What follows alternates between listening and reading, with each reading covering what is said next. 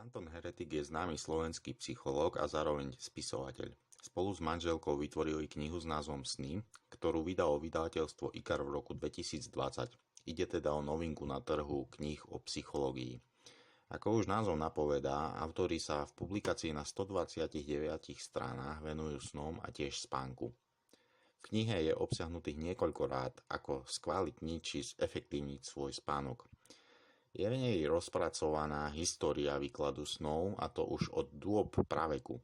Podrobnejšie sú rozpísané metódy vykladania snov Sigmunda Freuda, Carla Gustava Junga, Alfreda Adlera a iných historických odborníkov z oblasti psychológie.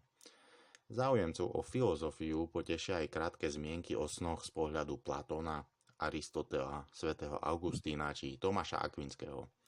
Ako najlepšiu časť hodnotím kapitolu s názvom Práca so snami ako s nástrojmi osobnostného rastu, v ktorej autori poskytujú cenné rady, ako si sny zapamätať, ako s nimi pracovať a ako ich využiť vo svoj prospech.